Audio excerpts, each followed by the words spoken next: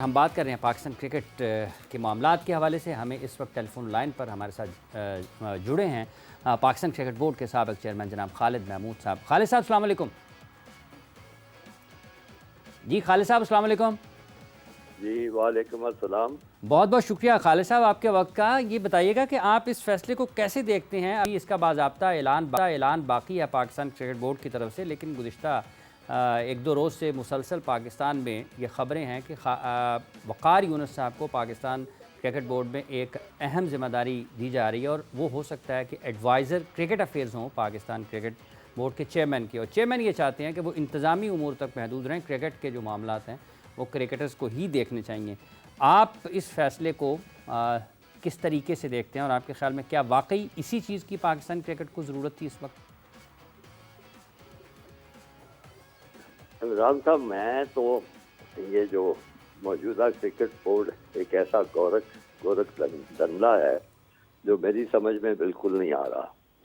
आप मौजूदा फैसले को पूछ रहे हैं, मैं किस किस फैसले पे तबसरा करूं।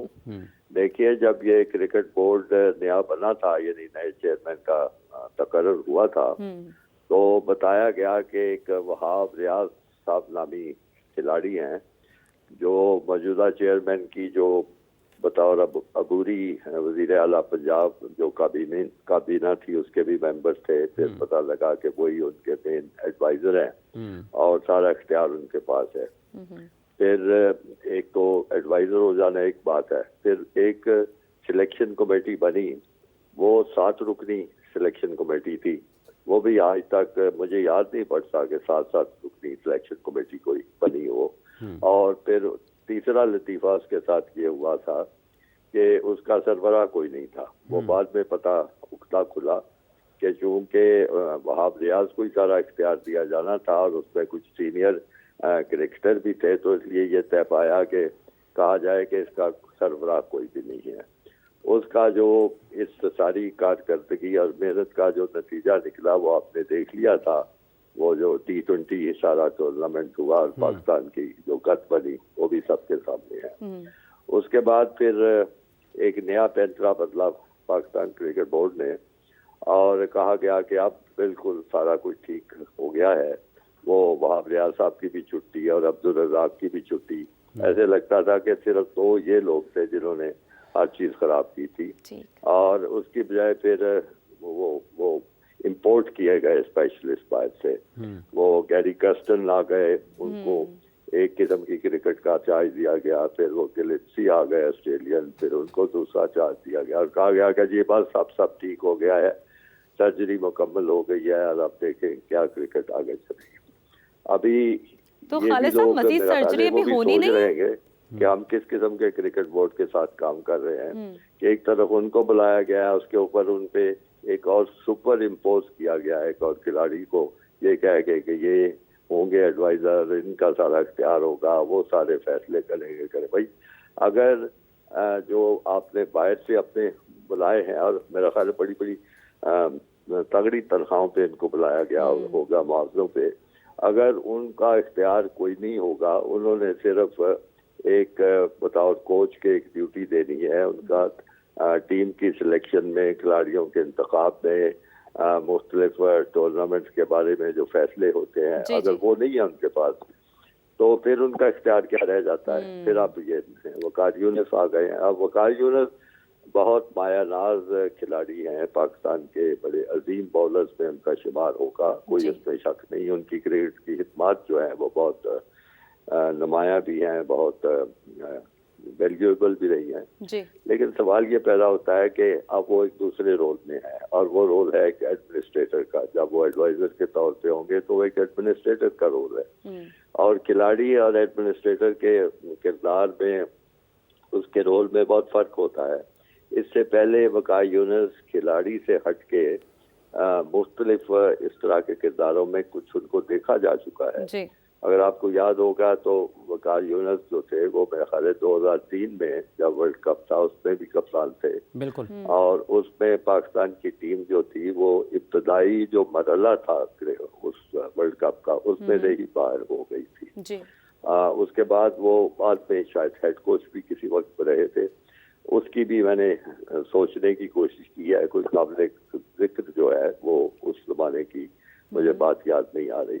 तो इन सारी बातों को देखते हुए अब क्या कहा जा सकता है, मेरा ख्याल है अल्लाह करे कि हमारा क्रिकेट बोर्ड भी स्टेबल हो जाए और हमारे चेयरमैन साहब भी किसी एक चीज पे तो टिक जाए कम से कम। कोई दुआ भी यही अगर है किसी खालिद को साहब। फैसला करके लाए हैं तो उसको साल 2 साल, क्रिकेट में साल 2 साल तो कोई बात ही नहीं होती। ये तो नहीं होता कि आपने कोई जादू की छड़ी घुमानी है और उसकी जोर पे चीजें ठीक हो जानी शुरू हो जाती है। तो मैं तो इन हालात में मेरा तबसरा यही है कि बहुत अजीबोगरीब किस्म के ये फैसले हो रहे हैं, बहुत अजीबोगरीब किस्म के ये फैसले हो रहे हैं। बहुत बहुत शुक्रिया खालिद महमूद साहब, आपने अपना वक्त दिया और अपनी कीमती राय हमारे वालों तक और पाकिस्तान में क्रिकेट के फैसले करने वालों तक पहुंचाई कि बहुत अजीबोगरीब फैसले हो रहे हैं। इमरान, जो जैसे कि उन्होंने भी वो बात की ना कि सर्जरी का बिलखुसूस हवाला दिया, तो आमिर साहब की जानिब भी इस हवाले से चलते हैं। एक तो ब्रेक से पहले आमिर साहब आप ये बात कर रहे थे कि सेलेक्टर्स कितने मौजू हैं अपनी जॉब सेलेक्टर हैं भी नहीं है के लिए, वो हैं भी या नहीं है। If I use the word of credibility, देखिए वो मैंने इस एंगल में अच्छा कहा एक था। और सवाल जरा साथ लगा रहे हैं, मुझे सर्जरी की बात हो रही थी आमिर साहब, तो ये हमारी जरा उस नॉलेज के लिए बता दें, यही सर्जरी थी या मजीद हम किसी सर्जरी का वेट कर रहे हैं? पहले मैं सिलेक्टर की तरफ आऊंगा। देखें बात दरअसल मैंने इस एंगल में कहा है, एक्सपीरियंस भी होना चाहिए। लेकिन सिलेक्शन ये एक ऐसी जॉब है कि जहां से पूरी टीम का दारो मिदार जो फाउंडेशन है वहां से सिलेक्टर ही बना के आपको आगे एक टीम देते हैं। अगर देखें मैंने इस एंगल में कहा कि वहाब रियाज अभी रिसेंटली उसने रिटायरमेंट ली, रजाक साहब बेहतरीन ऑलराउंडर थे, यूसुफ साहब अंडर 19 के भी हेड कोच है, वो पाकिस्तान टीम के बैटिंग कोच भी हैं, वो हेड कोच भी रहे हैं, ठीक है, सिलेक्टर भी हैं, अब सिलेक्टर भी हैं। फिर अब्दुल्ला जो असद शफीक है, रिसेंटली अभी वो अपने डिपार्टमेंट से खेल भी रहा था और सिलेक्टर भी था। मैंने कहने का मतलब ये है कि थोड़ा सा एक्सपीरियंस भी आप साहब, जब आपने एक चीज अडॉप्ट करनी है ना, आपने ऊपर लेकर जाना, तो आपको एक्सपीरियंस भी जो पीछे लोग हैं अब उनको थोड़ा सा शामिल करें, अब इन लोगों को भी करें शामिल। मैं ये नहीं कहता, इन्होंने पूरी देखे क्रिकेट और चीज है सर, ये जॉब और चीज है। मैं कहता हूँ वकार भाई आएंगे तो एक मैं अब जूनियर सिलेक्शन में बात करूंगा। विकी भाई को मैं एक मैसेज है मेरा, अगर आपके प्रोग्राम से चला जाए सर, जूनियर सिलेक्शन का भी होना बहुत जरूरी है। अगर इस एक यहीं पे मैं आपने कहा कि जूनियर सिलेक्शन कमेटी का होना ज़रूरी है। उमर फारूक साहब, पाकिस्तान में क्रिकेट के फैसले करने में पाकिस्तान के क्रिकेटर्स ही काम कर रहे हैं। अगर हम अकेडमीज़ को देखते हैं, अगर हम क्रिकेट के ऑपरेशंस को देखते हैं, अगर हम क्रिकेट के एतबार से तमाम फैसलों को देखते हैं, कोचिंग को भी देखते हैं, वो क्रिकेटर्स ही हैं। एक ऐसे वक्त में जब वहाब रियाज सब कुछ कर रहे थे, जूनियर सिलेक्शन कमेटी को, इवन विमेन सिलेक्शन कमेटी को भी ख़त्म कर देगा, और आज एक मरतबा फिर वकार यूनुस आएंगे तो लोग उनसे ये भी देखेंगे। आपको लगता है कि क्रिकेटर्स खुद ऐसे फैसले करते हैं जिसकी वजह से तबाही की बुनियाद होती है? देखिए वहाब का जो रोल था ना, वो काफ़ी कन्फ्यूजिंग रोल था। उसको बेसिकली बेहंगम तरीके से सब कुछ दे दिया गया था, ये भी करो ये भी करो। बात वही बात आती है, जैसे वकार की रोल को अभी तक डिफाइन नहीं किया गया, प्रॉपर बताया नहीं गया कि एग्जैक्टली, तो वहाब का भी रोल इसी तरह था। लेकिन वहाब के रोल में एटलीस्ट आपने नाम दे दिया था कि वो सीनियर जनरल मैनेजर है टीम का, वो सेक्शन कमेटी का हेड है, और वो चेयरमैन को वक्तन फवक्तन बहुत चीज़ों पे एडवाइस भी करता है। चूँकि क्लोज रिलेशन जो भी खालिद साहब ने बताया कि वो चलते एक बैकग्राउंड चलती आ रही थी, गवर्नमेंट से चलती हुई आ रही थी, और वो उनके साथ उनको ट्रस्ट करते थे वो। तो आई थिंक वो ट्रस्ट डेफिसिट कहीं ना कहीं जाके कम हुआ बिकॉज परफॉर्मेंसेज में हुआ। और जो आपने सर्जरी की बात की थी ना, सर्जरी आई थिंक एक बड़ा इमोशनल वर्ड था जो मोहसिन साहब ने बोला था अमेरिका में बैठे थे। लेकिन आप सुना है कि वो कहते हैं शायद नहीं कहा था, और कहा कि बल्कि चलवाया भी था उन्होंने कि यही चलवाया भी था। आई थिंक वो इमोशनल था। और वे जब चेयरमैन लेवल पे, जब वो आपका ऑफिस में कुछ चौथा तीसरा महीना होता है, जब आप चीज़ें समझ रहे होते हैं और आपके ऊपर इतना बड़ा इवेंट आपके सर पे आता है, और जब आप हारते हो, वो भी इंडिया से हारते हो, और आप इंटीरियर मिनिस्टर भी हो और आप गवर्नमेंट का एक मेजर पार्ट भी हो, तो आपको एकदम से एक झटका लगता है कि यार ये हुआ क्या है। तो वो आई थिंक जो उन्होंने जो लफ्ज़ बोला उन्होंने सर्जरी वाला, वो इमोशनल था, वो हकीकत से दूर था। वो जो सर्जरी की बात है, देखिए हमारा सिस्टम पिछले 2 साल से नजम, जब से मेजर राजा गए हैं उसके बाद से नजम सेठी जका अशरफ में जो चलती रही है, कुश्ती चलती आना जाना लगा है, उसकी वजह से हमारा सिस्टम, हमारी टीम, हमारा सिस्टम पूरा का पूरा डिसमेंटल हुआ है। आई थिंक जो सर्जरी का वर्ड है वो आप यहाँ पे यूज़ कर सकते हैं कि पाकिस्तान क्रिकेट टीम की जो पीछे बैक रूम स्टाफ की बात करें, एडमिनिस्ट्रेशन की बात करें, वहाँ पे कोई बंदा नजर नहीं आ रहा था। सब कुछ तितर बितर हुआ था। जकार साहब आ रहे थे, उन्होंने डिफरेंट चीज़ें कर दी उससे, बल्कि वहाब रियाज को लाने वाले मोहसिन नकवी साहब नहीं है, अगर आपको याद हो तो ज़का साहब ने इनको इंट्रोड्यूस करवाया था, चीफ सिलेक्टर इन्होंने बनाया था। तो ये चीज़ पीछे चलती हुई जा रही है। उसके बाद मोहसिन नकवी साहब ने तो उनके जो तमगे हैं उसमें इजाफा किया कि एक के बाद एक बैच लगता चला गया और उनकी जिम्मेदारियां बढ़ती चली गई। सर्जरी ज़रूरत ज़रूर है, लेकिन ये जो अभी आपने कोचिंग स्टाफ बना, एक शक्ल नजर आई, अब लोग अब बात करें, इन्हें टाइम दिया जाए। वकायुनस का रोल अभी प्रॉपर डिफाइन नहीं हुआ, लेकिन जो मुझे समझ आ रही है, जो लोगों से बात करके मुझे यही समझ आ रही है कि वो ओवरसी करेंगे क्रिकेट के मामलात को।